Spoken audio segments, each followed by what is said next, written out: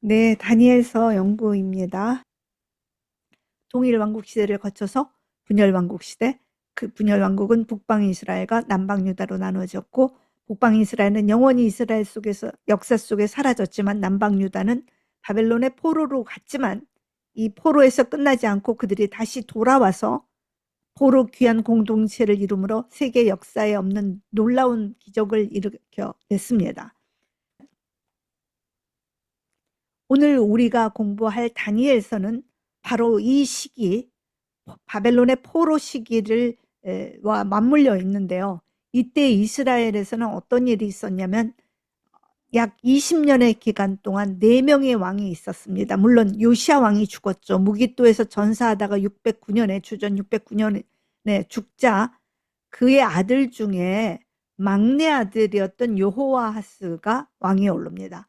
그러면 아니 왕자가 몇 명이나 4명 이상 있었는데 왜 막내 아들을 이 어린 막내 아들이 여호아스가 왕이가 됐느냐? 아마도 여호아스야말로 아버지의 요시야 사상을 많이 가지고 있었기 때문에 내신들이 아버지의 사상을 이을 막내 아들로 추천하지 않았나 하고 등극을 했어요.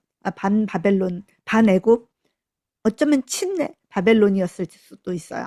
왜냐하면 요시야 왕은 바벨론하고는 별로 적대감을 가지고 있지 않고 더 이상 우리는 애굽에 종속하지 않겠다라고 생각해서 애굽과 싸우다가 죽었거든요. 그랬기 때문에 누고가 요시야 왕을 죽이고 그 칼크미스 전투에서 이제 돌아오자마자 하란 근처에서 여호와스를 불러다가 거기서부터 묶어가지고 애굽까지 바로 내려가요. 17대 여호아스 왕은 애굽에서 포로로 있다가 평생을 거기서 죽게 되죠. 그리고 3개월 만에 왕 되자 3개월 만에 아버지 죽고 그 다음에 둘째 아들인 여호야김을 애굽에서 뽑습니다. 여호야김은 일평생을 친애굽파였어요. 그래서 아마 애굽에서 왕으로 모셨겠죠. 그런데 이자는 아주 악한 왕으로 소문이 났죠.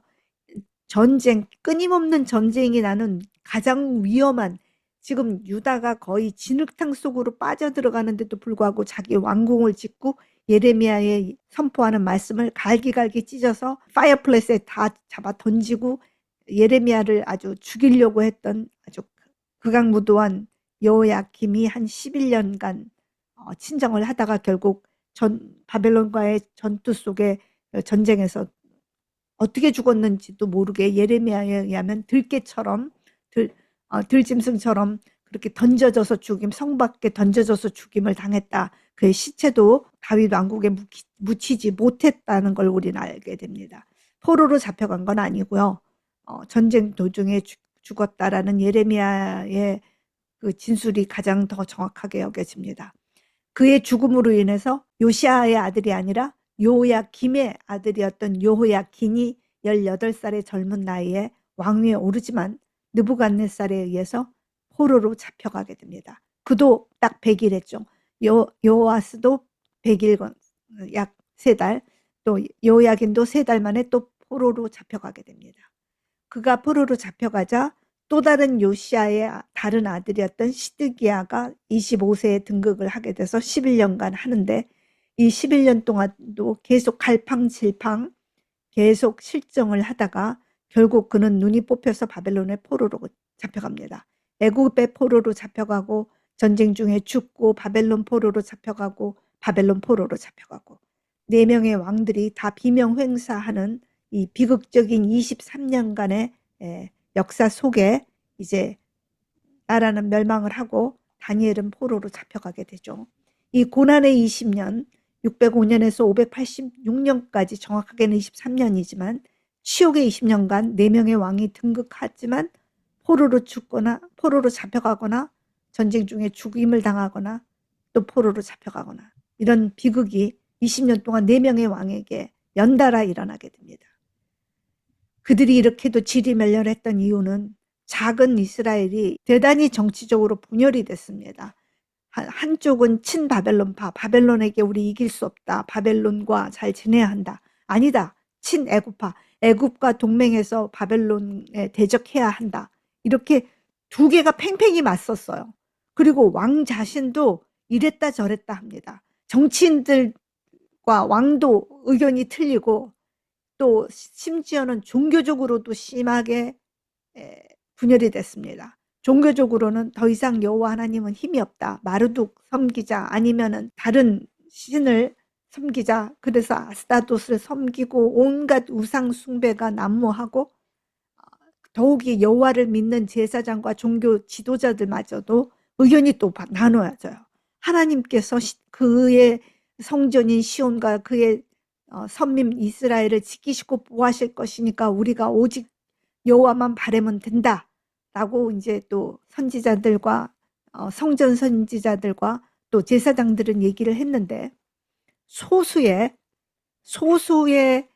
예언자가 아니다. 하나님은 우리를 버리실 거다라고 얘기를 하죠. 그 대표적인 예언자가 예레미야죠. 그래서 흑구덩이에 던짐을 받고 감옥에 갇히고 따귀를 맞고 침뱉음을 받는 사형 선고가 내릴 뻔한 그런 성전에 출입 금지를 당하는 그러한 일들이 벌어 종교적으로 정치적으로 아주 갈갈이 찢겨진 상태였어요. 그리고 왕들은 폐악을 저지르거나 아니면 너무 우유부단해서 제대로 결정을 못하고 또 자기 자신의 이익만 챙기는 그런 어리석은 왕들이 계속해서 온 거죠. 또 심지어 군사적으로도 분열을 했어요. 우리는 반드시 독립전쟁을 해서 이겨야 한다. 여호와만이 우리를 지켜주시니까 전쟁을 하자 하고 하는 파와 전쟁하지 말아야 된다. 우린 이길 수 없다. 차라리 바벨론 인정하자. 전쟁 포기, 전쟁 불사. 이렇게 하나도 통일이 되지 않았어요. 정치적으로, 종교적으로, 군사적으로 갈갈이 이 논바닥이 갈라진 것처럼 이스라엘은 수많은 생각들과 사변으로 인해서 완전히 분열됐고 심지어 민심마저도 분열되는 일이 벌어지죠. 이제 바벨론이 마지막 3차 침공으로 예루살렘을 다 감싸자 전쟁에 나갈 남자들이 부족한 거예요. 그래서 궁여지책으로 그때 희년이 오자 시드기야 왕이 과감하게 노예들을 희년 정책으로 선포한다. 그래서 그들을 다 석방을 시켜줬어요. 그 대신 너희들은 자유 군인이 돼서 나라를 지켜라.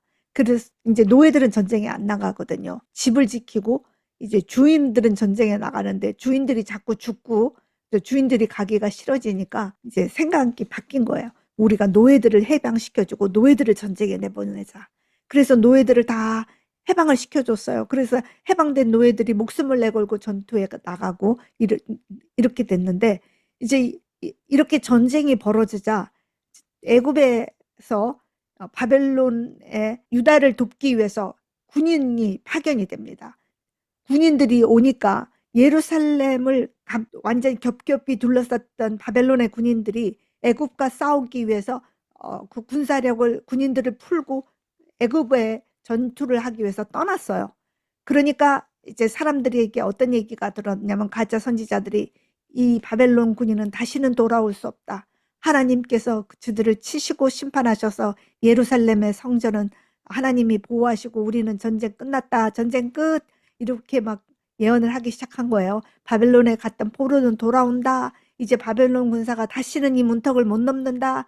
이러니까 이제 어떤 일이 벌어지냐면 이제 모든 지방에 있었던 그리고 모든 부유한 사람들 제사장들까지 우리 노예 다시 돌려두고 이렇게 해서 왕이 노예 석방 취소령을 내립니다.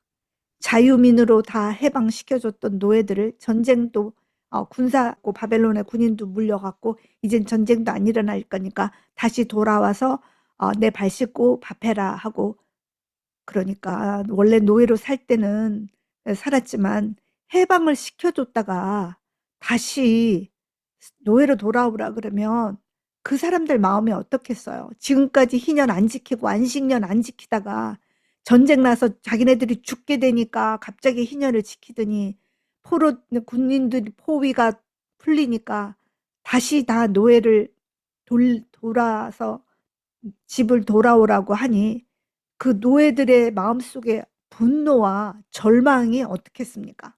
그러니까 이놈의 나라는 4명의 왕들이 다 어리석고 정치적으로, 종교적으로, 군사적으로, 심지어는 민심까지 철저히 분열됐는데 그 가장 근원적인 이유는 여호와에 대한 그들의 신뢰, 여호와에 대한 그 하나님의 율법에 대한 정직성이 1도 없었던 거예요. 지도자도, 제사장도, 하나님의 종교 지도자들도, 백성마저도. 백성들은 이제 더 이상 여호와를 신뢰하지 않습니다. 여호와를 보호하는 왕정과 여호와를 보호해야 되는 제사장 지도자들이, 종교 지도자들이 앞장서서 이렇게 패악을 저지르니 백성들이 어떻게 그 여호와 하나님을 신뢰할 수 있겠어요? 그래서 백성들은 우상 숭배에 빠지고 지도자들은 자신의 살 길만 찾는 이런 패악한 시대에, 바로 이 시대가 바벨론에 의해서 청년 다니엘이 끌려간 시대이죠. 바벨론에 의해서 예루살렘은 멸망할 수밖에 없고 성전은 불타고 법궤는 사라질 수밖에 없는 일이 벌어지게 됩니다. 이러한 일들이 벌어지자 백성들의 마음속에는 수많은 질문들이 생겨나죠. 여호와 하나님은 자신이 임재했던 그 상징이었던 신전도 못 지키고 언약한 그 백성 유다도 지킬 수가 없는 것일까? 우리는 여전히 예루살렘에서 오늘까지 안식일에 제사를 지내고 아침에 상번제를 날마다 드렸는데 속죄를 지키고 어떻게 하나님이 우리를 버릴 수가 있는가? 정말 바벨론의 국신 마르둑을 이길 신이 세상에 없는 것일까?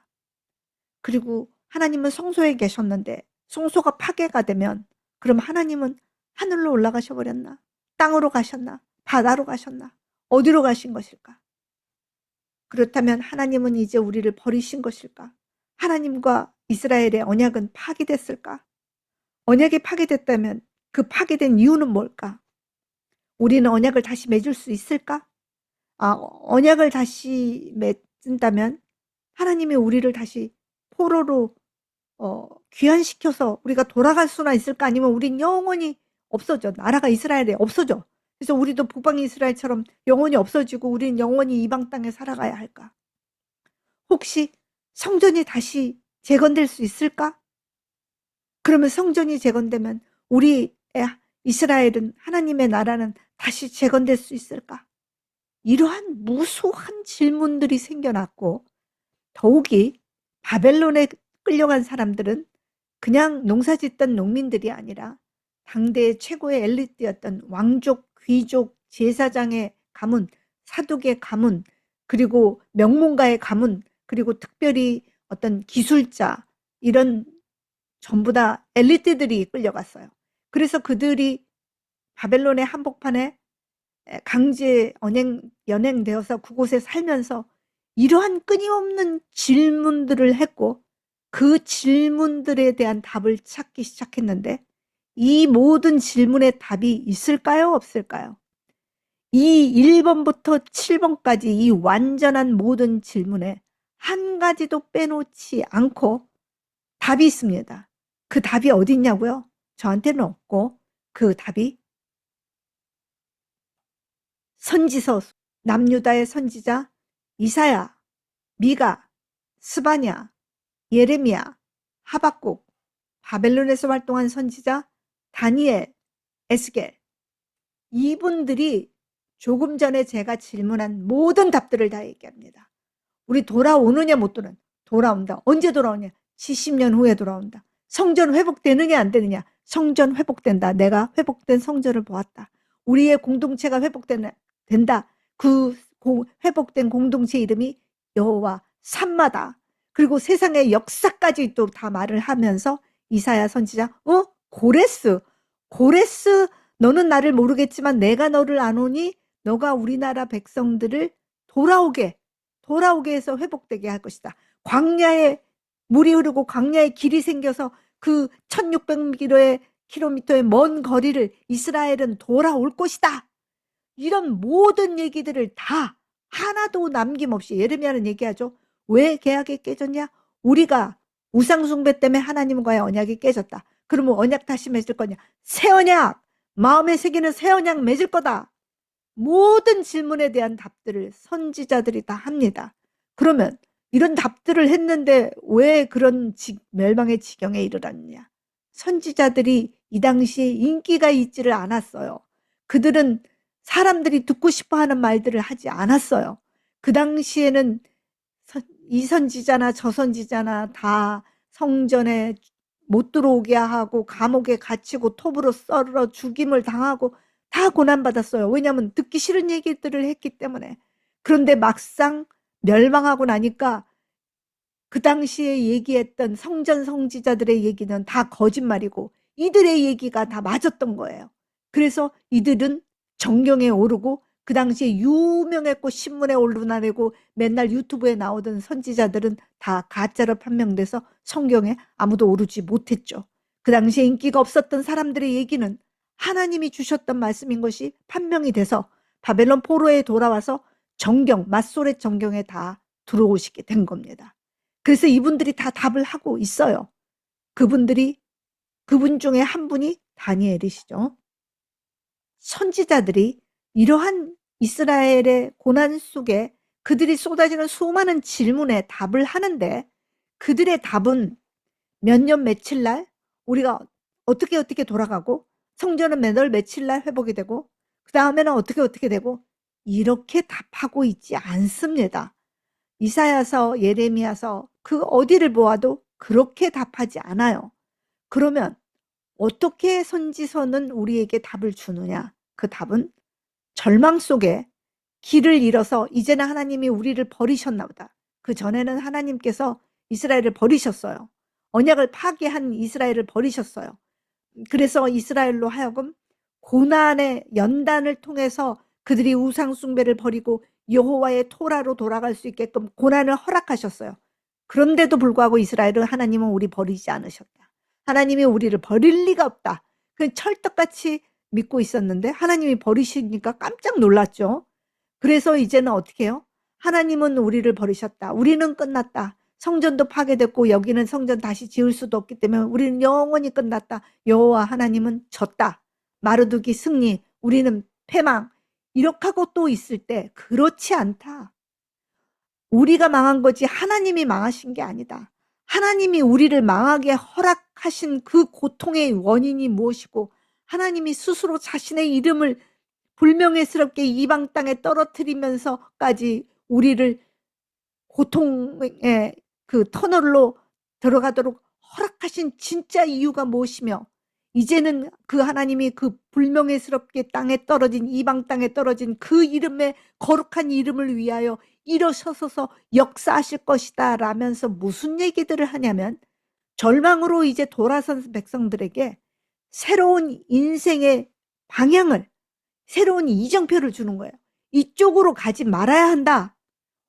이쪽으로 가야지 하나님의 나라가 오는데 옛날에는 이쪽으로 가라 그러니까 또 다 이쪽으로 갔어요. 하나님이 우리를 심판한다. 그럴 리가 없다. 하나님은 우리와 늘 함께 한다면서 회개도 안 하고 다 된다. 그 이제 망했어. 그러니까 이제 우리는 죽었어. 우리는 이제 끝났다. 그리고 또 다 이쪽으로 가. 이때는 아니다. 끝난 게 아니다. 이렇게 허락하셨을 뿐이지 하나님은 신실하신 분이기 때문에 여전히 우리에 대한 사랑을 1도 안 늦추셨다. 그러니 우리는 허리를 동여매고 여호와와 함께 그 이름의 영광을 위하여 다시 일어나야 한다. 방향성이에요. 방향성. 선지자가 몇 년 몇 월에 무슨 일이 어떻게 일어나서 우리는 이렇게 그런 식으로 해석하라고는 성경은 없습니다. 정경 어디에도. 성경은 우리에게 방향성을 얘기해 주고 있어요. 이쪽으로 가면 바벨론이고 이쪽으로 가면 예루살렘이다. 너가 있는 쪽은 지금 바벨론을 향해서 있다. 우리는 예루살렘을 향하여 나아가야 한다. 비록 우리가 모두 어디로 잡혀왔어요? 바벨론에 잡혀왔어요. 저와 여러분은 예루살렘에 살고 있지 않습니다. 우리는 영적 바벨론에 살고 있어요.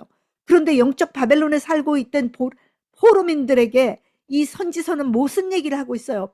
그래, 너희들의 발이 바벨론 한복판에 살고 있다는 거 안다. 그런데도 너희의 가슴과 너희의 눈길은 어디를 향해야 하냐?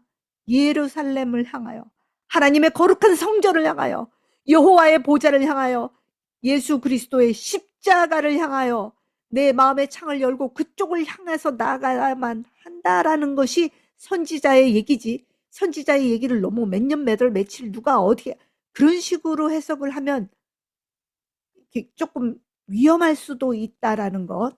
성경이 너무 그렇게 디테일하게 그런 식의 해석은 우리가 조금 신중할 필요가 있다라는 것을 보게 되고, 성경은 우리에게 방향성을 제시해 준다라는 것을 보게 됩니다. 우리가 다니엘서를 공부하기 전에 묵시문학이라는 것을 알아야 합니다. 우리는 다니엘서가 묵시문학이라는 것을 잘 알고 있는데, 묵시문학이라는 말은 들어서 아는데 묵시가 뭔지를 잘 몰라요. 묵시를 이해를 해야 다니엘서가 가지고 있는 특징을 제대로 이해할 수가 있습니다. 묵시는 에포칼립시스라고 하는데 이렇게 덮어놨어요. 그 신상을 만들어 가지고 이렇게 덮어놔서 어떤 신상인지 몰라. 날개가 있는 신상인지 아니면 아기 천사인지 아니면 군중들의 신상인지 드디어 이렇게 그걸 다 벗깁니다. 그랬더니 거기에서 알렉산드로가 나온다든지 거기에 십자가에 예수님이 나온다든지, 덮개로 덮어놨을 때는 모르는데 덮개를 벗길 때 숨은 것을 드러내는 것이 묵시라는 거죠. 아직 드러나지 않는 미래이기 때문에 몰라. 그런데 이 베일을 벗기니까 이 장차 올 것들이 무엇인지를 보게 되는 것, 미리 보는 것, 이게 묵시 문학인데요. 묵시 문학은 종말론 사상에서 비롯됩니다. 종말론이라는 것은 시대의 마지막 위기에 대한 관심이죠. 마지막 날에 일어날 것에 대한 결정적인 사건에 대한 그 환상이 종말론이라고 하겠습니다. 이스라엘에서의 종말론이란 어떤 것이냐면, 이스라엘 선지자들은 이스라엘 역사 속에 실제로 일어날 하나님의 최종적 심판과 하나님 나라의 완성인 여호와의 날, 여호와의 날은 선지서에 그냥 단골 메뉴입니다. 미가 선지사, 스바냐, 학계, 스게랴, 호요와 오요미, 나하스, 학스말 12명의 소선지사, 대선지사, 선지서의 중심 테마는 여호와의 날인데요. 이 여호와의 날은 하나님의 최종적 심판과 하나님 나라의 완성이라는 의미가 두 개가 복합된 것이 여호와의 날이거든요. 근데 그 여호와의 날이 이스라엘의 역사 속에 실제로 올 거라고 생각을 했어요. 그래서 다윗 같은 정말 강력한 왕이 나와서 하나님의 제의가 완전해지고 왕 자신이 나라에서 가장 믿음이 좋은 사람이에요. 그래서 그 믿음이 가장 좋은 왕이, 지도자가 온 나라를 하나님의 마음으로 통치를 하고 모든 하나님의 정의와 공의와 인애가 왕으로부터 모든 백성까지 다 실천이 되고 우상이 더 이상 없고 거짓과 압제와 폭력이 없는 세상, 이스라엘 땅은 하나님이 율법으로 다스리기 때문에 그 땅이 이스라엘의 역사 속에 정말 올 것이다 라고 믿으면서 다윗의 후손에서 난 위대한 왕이 나오고 그 나라가 언젠가는 올 것이다 라는 믿음을 가졌었습니다. 그런 선지자들이 가졌던 종말론은. 그런데 바벨론의 포로로 갔던 사람들이 이제 돌아왔어요. 그리고 성전이 615년에 드디어 건축이 됐습니다. 620년부터 학개와 스게라 선지자가 막 격려를 했고 응차응차했고 성전도 지었어요.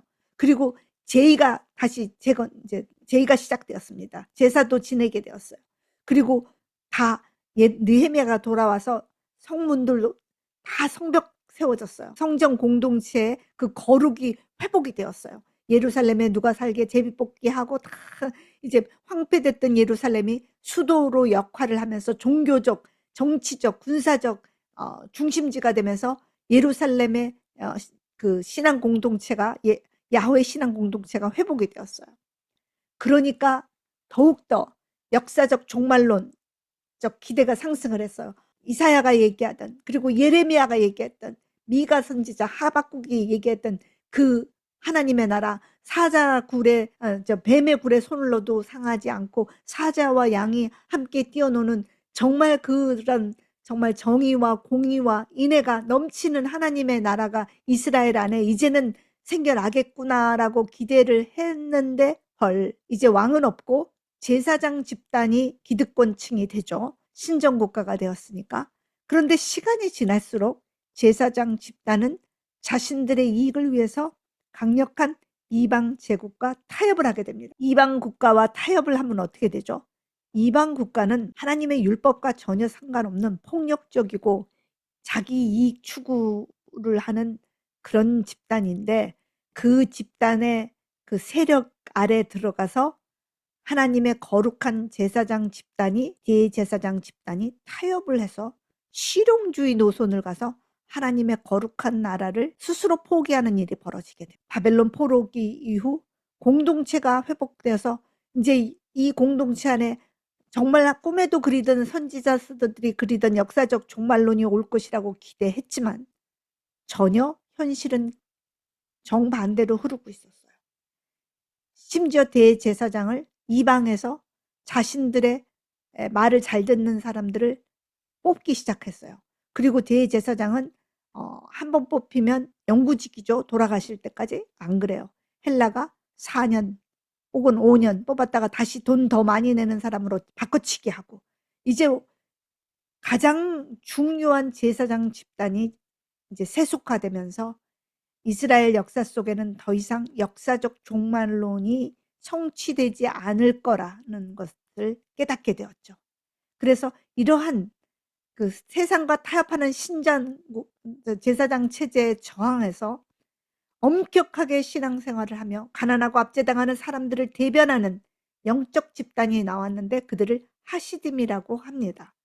이 하시딤의 집단들은 역사 속에 나타나는 종말론에 대해서 더 이상 역사 속에서는 나타날 것 같지가 않아요. 세상은 점점 더 악해지고 종교 지도자들은 점점 타협하고 더 강력한 이방 제국이 이스라엘을 속국으로 만들기 때문에 이스라엘 속에서는 나타날 수가 없지만 세상 역사의, 인류 역사의 최후에 나타날 범우주적인 종말론으로 이제 확대 해석하게 되었어요. 그래서 이것이 처음에는 이스라엘의 역사 속에 나타날 종말론으로 생각하다가 시간이 지나면서 이스라엘 역사 속에는 가능성이 없고 인류 역사의 최후에 나타날 범우주적 종말론, 이것이 묵시 문학이죠. 이 묵시 문학을 그 사람들은 누구냐? 통일왕국 시대, 분열왕국 시대에 가장 개혁의 핵심이 됐던 사람들이 신명기 학파라고 하죠. 요시야 왕 때 요시야가 개혁한 가장 핵심이 신명기 책이었죠. 그래서 우리는 역사 신학자들은 그것을 신명기 학파라고 합니다. 신명기가 이스라엘, 고대 이스라엘의 요렇게 핵심이에요. 신명기의 사상이 구약 전체의 하나님의 마음의 핵심입니다. 그래서 그것을 한마디로 신학적으로 신명기 학파라고 하죠. 신명기 학파의 전통을 계승한 제야의 레위 집단과 정신적 맥을 함께하는 사람들이면서 억압당하는 하층민과 연대하는 선지자의 전통을 따르는 사람들을 하시딤이라고 해요. 이들에 의해서 이 묵시 사상이 이제 생겨난 것입니다. 그래서 묵시 사상은 근원이 창조 신학에서 시작해요. 이 세상을 만드신 하나님이 이 세상을 새롭게 만드실 것이다라는 창조 신학에 근원합니다. 이 창조 신학에서 출발해서 이스라엘 역사 속에 실제로 일어날 사건으로 기대했다가 이것이 실망하면서 이제는 종말론이 범우주적으로 인류의 역사의 끝에 올 것이다 라는 그 확대된 종말 사상이 묵시 사상이라는 것을 이제 이해를 하게 됩니다. 묵시 세계관은 세상을 시간의 관점으로 봅니다. 헬라의 관점은 공간으로 보죠. 시간이 상관이 없어요. 거기는 공간에 있는 물질이 자꾸 순환되고 세상은 자꾸 반복되기 때문에 그 속에 있는 물질이 중요하다라고 보는 데 비해서 유대의 묵시 사상과는 시간의 관점으로 보기 때문에 어제와 오늘이 똑같은 오늘이 아니에요. 오늘의 이 순간은 다시는 돌아올 수 없는 오직 한 찰나의 순간이에요.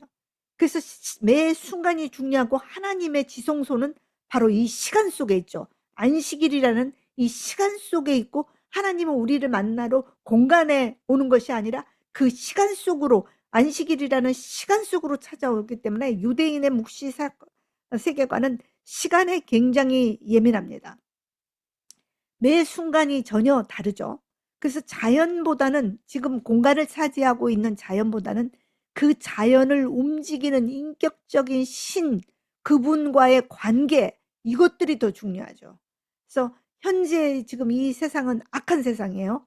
악하기 때문에 다가올 미래만이 하나님에 의해서 다가올 미래를 선으로 고대하고 이 악한 세상과 미래에 다가올 세상이 대결한다라고 생각을 하죠. 미래에 이루어질 새로운 하나님의 나라는 오늘의 악한 제국과 대결의 국면을 가지고 있다.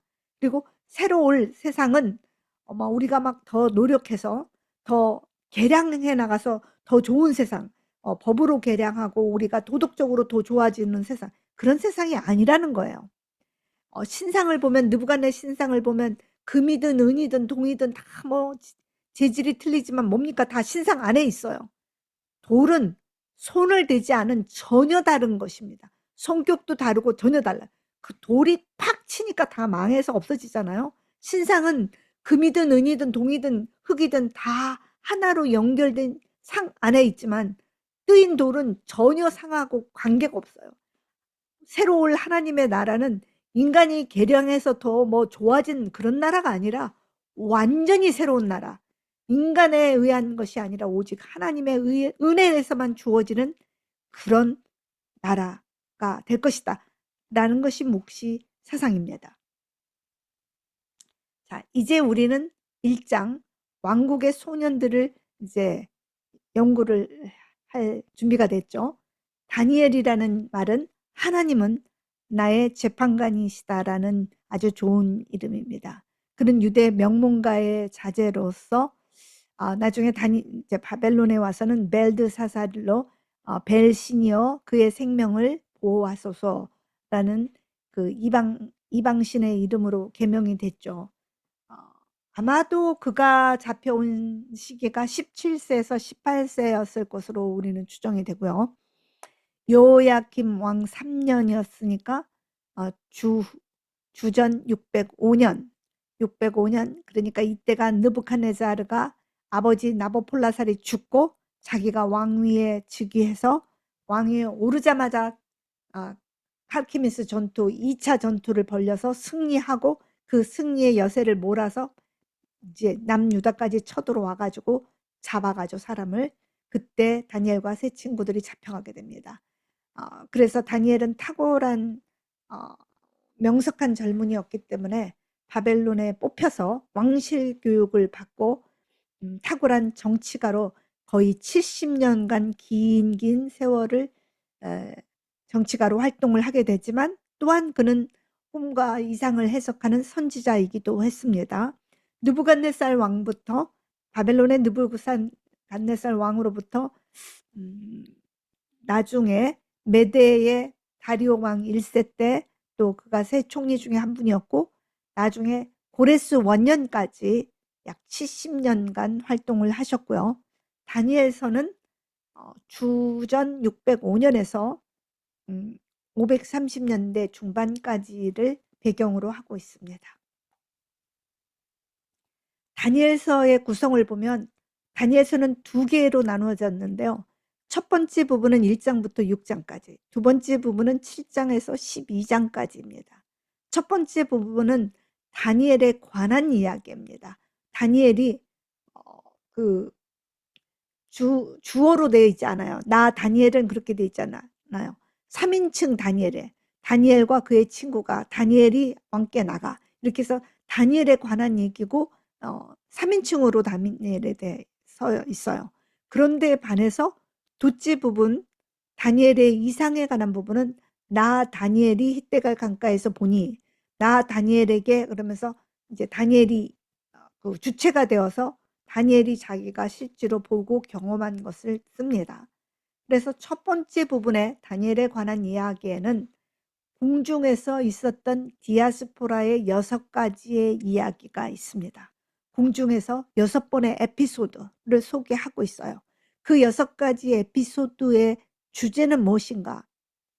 이스라엘 백성이 하나님의 언약이 깨어지고 하나님이 보호의 손길을 놓고 그들이 캄캄한 터널에서 이방 땅에서 아무런 보호도 없이 사방에 용이 토해내는 불길 속에 놓일 때, 그러한 고통 속에 때 하나님의 백성은 어떻게 살 것인가? 우리의 기도가 응답되지 않을 때, 뭔가 지금 절망이 지금 직면에 있는데 이럴 때 나는 어떻게 살 것인가? 라는 중요한 얘기들을 6가지의 에피소드가 소개되고 있습니다. 두 번째, 다니엘의 이상은 하나님은 이거 지금 성전 멸망하고 나라 망하고 왕은 눈 뽑혀서 와오고 제사장 다 참수당하고 백성들은 뿔뿔이 흩어지고 우리는 끝났고 우리의 역사는 암흑 속으로 뿔뿔이 흩어진 것 같이 보일 때 바로 그 순간에 하나님이 선명하게 그렇지 않다.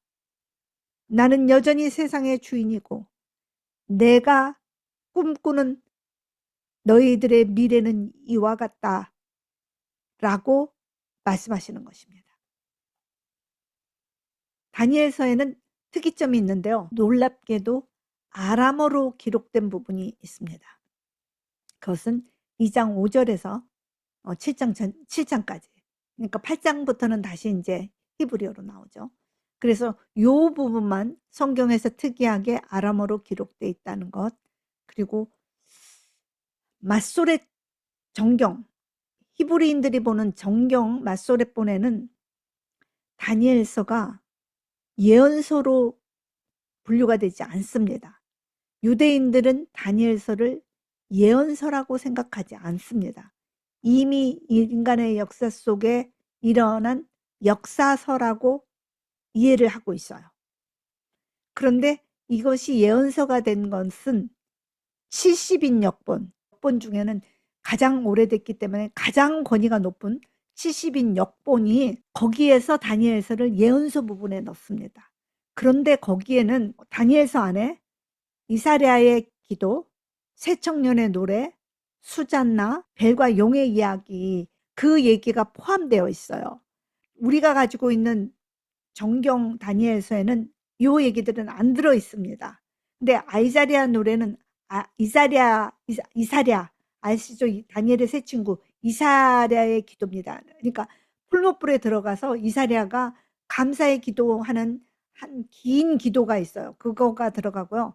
새 청년의 노래는 그 풀무불 속에 있는 이제 세 명이 이제 미사엘과 하나냐와 이사랴가 하나님은 영원하시고 우리가 아무리 불길이 와도 우리를 지키시고 보호하신 아주 무지하게 긴 찬양의 노래가 있어요. 2장이 넘는 긴 찬양의 노래가 들어가고 수잔나는 전혀 다른 얘기입니다. 수잔나는 요야킴이라는 유대인 아주 되게 부자가 살고 있었는데 그의 아내가 아주 정숙하고 아주 심히 아름다운 여인 수잔나라는 여인이 있었어요.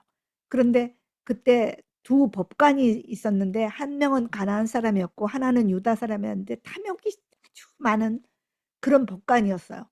그래서 재판을 하고 그러면서 이 집이 워낙 부유한 집이니까 이 집에 와서 자주 드나들었는데 이 2명의 음탐한 지도자가 이 여주인이었던 아름다운 미모의 수잔나를 보고 음심을 품어서 둘이가 짝짝꿍이 돼가지고 다른 사람이 아무도 없고 이 여인이 이제 그 정원에서 모욕하려고 할 때 문을 잠가버리고 겁탈을 하려고 하는데 수잔나가 소리를 지르면서 막 사람들을 요청해요. 그러니까 사람들이 연문을 열고 들어오니까 오히려 남자 둘이 수잔나가 젊은 남자랑 간통하려 했는데 우리가 소리를 지르니까 남자는 도망가고 그랬다. 그래서 우리가 나무 밑에서 그 여자랑 수잔나가 간통하는 걸 우리가 봤다는데 수잔나는 그냥 여자고 모욕하려고 옷 벗고 있었고 이 2명의 지도자는 당대 재판관이었어요. 그래서 사람들이 누구 얘기를 듣겠습니까? 당연히 재판관 얘기를 들어서 수잔나가 이제 부정한 여인으로 취급받아서 이제 죽어야 돼요. 죽어야 될 위기에 놓였는데 그때 다니엘은 아직 젊은 분이었어요. 그랬는데 젊은 다니엘이 이제 얘기를 하죠. 2명의 재판관을 따로따로 불러가지고 한 명 재판관을 사람들이 다 있는 데서 지혜로운 다니엘이 묻습니다. 재판관이시여, 당신이 수잔나가 겁탈당하는 모습을 봤다고 했는데 어느 나무 밑에서 했습니까? 그러니까 저기 떡갈나무 밑에서 하는 거 내가 봤습니다. 다른 재판관은 어느 나무? 저 무화과 나무 밑에서 했습니다.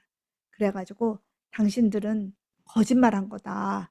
거짓말하고 그랬다 그래 가지고 오히려 수잔나는 명예를 회복하고 이 두 명의 재판관이 심판을 받았다는 다니엘의 지혜에 대한 얘기 나오고, 벨과 드래곤은, 그러니까 느부갓네살 왕은 벨 신전이 무지무지하게 큰 신전이 있는데 거기에는 양 40마리, 6마리의 그 곡식, 그리고 포도주가 뭐 수백 병이 하루에 벨이 그렇게 먹어요.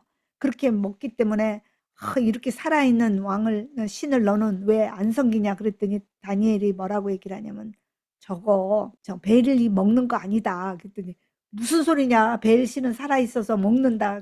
그러니까 그러면 내기를 하고, 만약에 벨이 먹는 게 아니면 내가 진짜로 심판받아도 좋다. 그래서 내기를 하는데요. 어떻게 하냐면 왕이 이제 음식들을 다 차려놓고 나가면서 문을 닫히면서 그 왕의 인장을 찍어요. 그래서 문에 실을 찍기 때문에 아무도 그 실을 부시고 들어가지 못하죠. 그리고 그 수백 명이 먹을 수 있는 양 40마리, 6마리의 그 밀가루로 만든 빵들, 그리고 어마어마한 포도주, 음식은 다 차려놓고 나갑니다. 근데 다니엘이 왕한테 얘기를 해요. 제가 재를 좀 뿌리겠다고. 그래서 신전에다가 바닥에 아무도 모르게 재를 싹 깔아놨어요. 그렇게 하고 왕한테만 그 얘기를 했어요. 근데 다른 사람들은 모르죠. 그리고 문을 딱 닫혔어요. 그랬는데 이제 성전 문을 닫았으니까 아무도 못 들어가죠. 그런데 다 나가고 없으니까 이제 밤이 되니까 그 벨 신전 밑에 지하 통로에서 벨 사제들이 가족들이랑 다 와가지고 그걸 다 먹죠. 70명이 넘는 사제들, 집안 식구들, 아이들까지 와서 다 먹고요. 깨끗이 다 먹고는 싹 그 지하 통로로 싹 들어가요. 그리고 아침에 문을 열어보니까 진짜 다 먹고 하나도 없어요. 빈 그릇만 싹 남아있어요. 그래서 봐라, 이 벨신이 밤에 먹었다. 그러니까 왕이시여, 저 바닥에는 발자국을 좀 보라고. 재를 뿌려놨기 때문에 애기 발자국, 뭐 여자 발자국, 큰 발자국, 발자국이 막 나와 있는 거예요.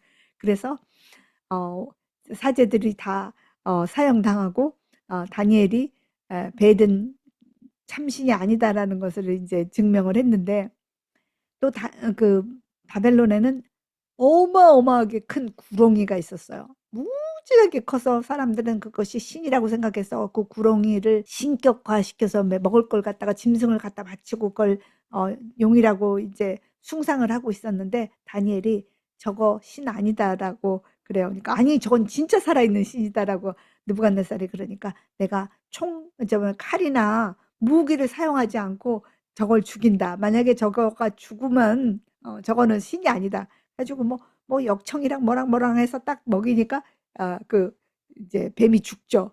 그러니까 이제 사람들은 또 용을 죽였다고 뭐라고 하는데, 왕은 약속을 했기 때문에 다니엘이 말이 맞다라는 그러한 얘기들이에요.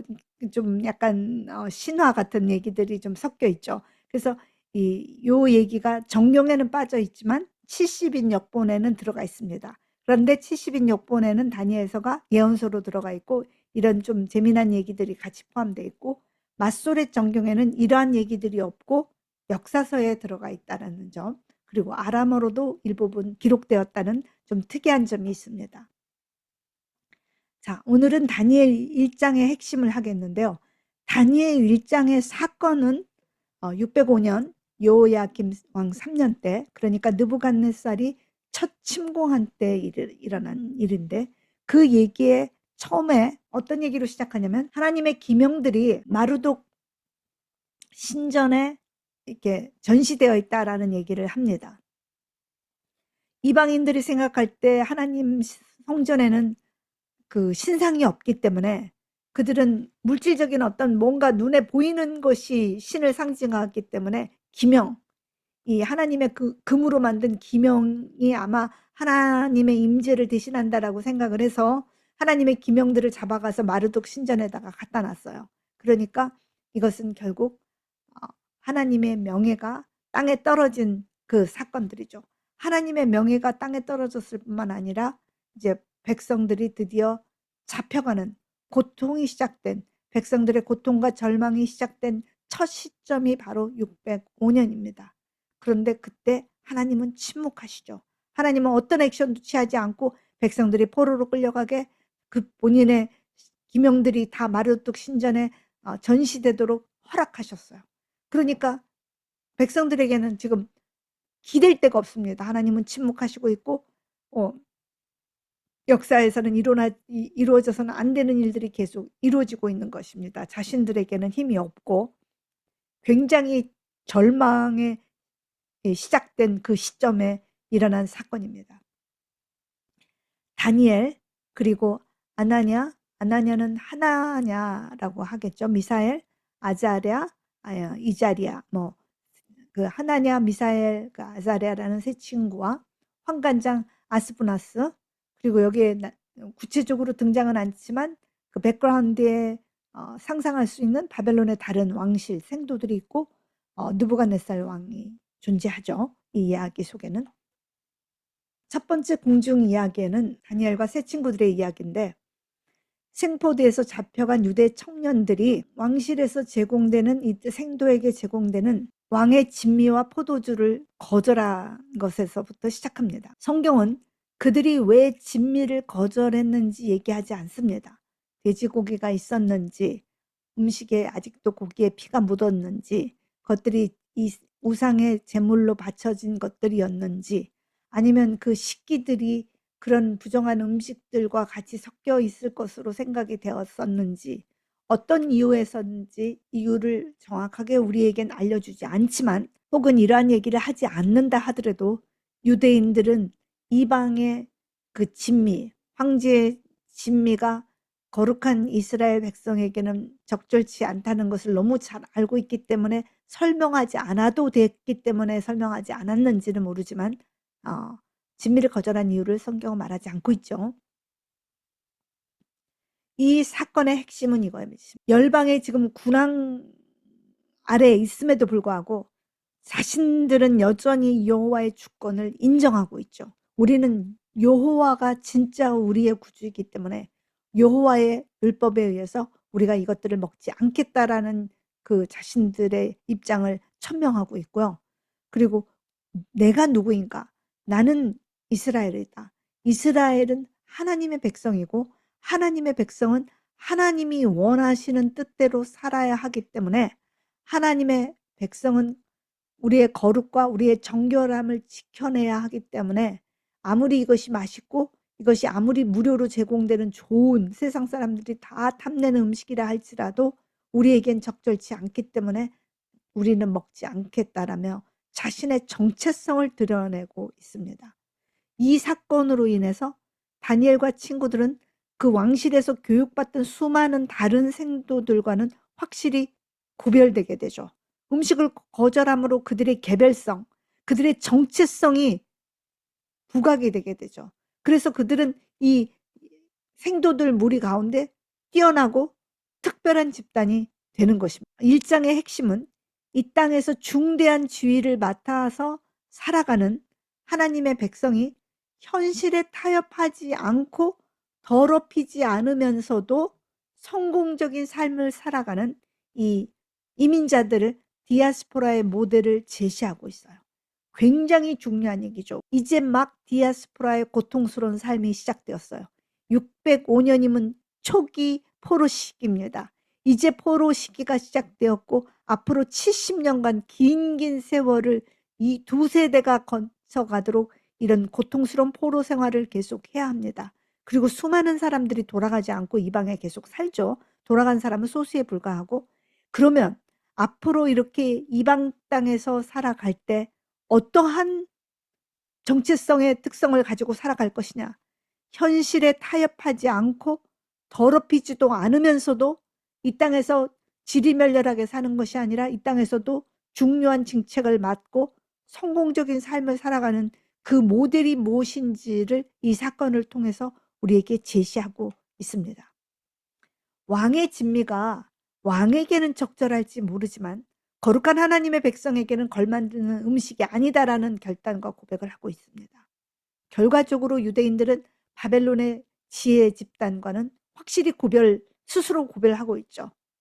이스라엘의 힘은 나라가 망했고 속국이 됐고 왕이 다 죽었지만 여전히 이스라엘의 힘은 바로 이러한 예리한 정체성 속에 있습니다. 그들이 성전이 부서졌건 왕이 없건 그들이 뿔뿔이 흩어진 힘없는 백성이라 할지라도 각자 서 있는 곳에서 자신의 거룩을 지키고 자신의 다름을 지켜나가는 이 예리한 정체성이 바로 이스라엘 하나님 백성의 힘이라는 것이죠. 이것이 다니엘 1장이 우리에게 말하고자 하는 핵심입니다. 만약에 그 세 친구들이 거절하지 않았다면 돈이나 힘으로 권력으로 쉽게 움직일 수 있는 또 다른 그런 사람들에 불과했을 것입니다.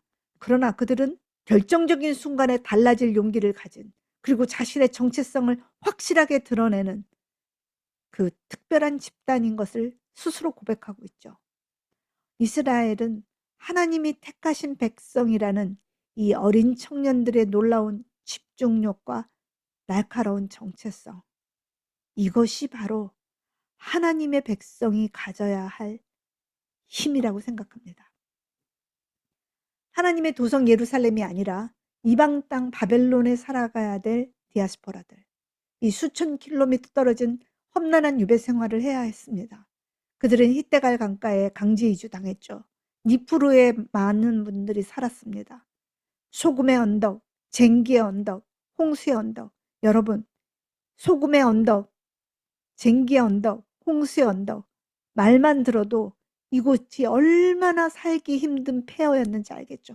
잦은 홍수의 범람으로 인해서 그 홍수 더미가 된 아무도 살 수 없는 그곳에 강제 이주당해서 그곳을 개간하기 위해 허리를 펴지 못하고 끝없이 쟁기질을 했던, 정말 소금 뿌린 땅 같은 홍수에 폐허된 그 언덕에, 그 언덕이 살기 좋은 텃밭이 될도록 끊임없이 싸워가며 고통당해 했지만, 그럼에도 불구하고 하나님께서는 여전히 신실하셔서 이스라엘 백성에게 미래와 소망을 주신다라는 이 고백이며 외침이, 그 시작이 다니엘 1장의 얘기입니다. 그리고 그들의 힘은 어디에 있느냐면 달라짐에 있다는 거죠.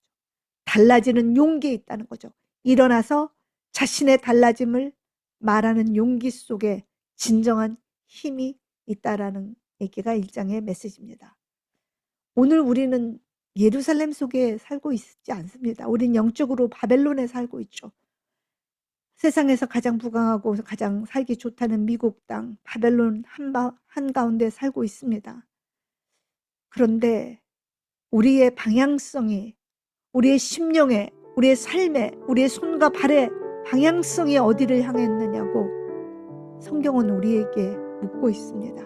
우리의 마음의 창이, 우리의 발길이, 우리의 심장이, 우리의 손과 발이 이 살기 좋은 바벨론에 잠식되어 있는가? 여전히 다니엘처럼 바벨론 한복판에 있지만 마음의 창을 예루살렘을 향해 열어놓고 계속 예루살렘을 향하여 기도하며 그때를 기다리는 하나님의 달라질 용기를 가진 백성인가? 다니엘 1장은 오늘 우리에게 묻고 있습니다. 이것이 오늘 다니엘서의 핵심입니다.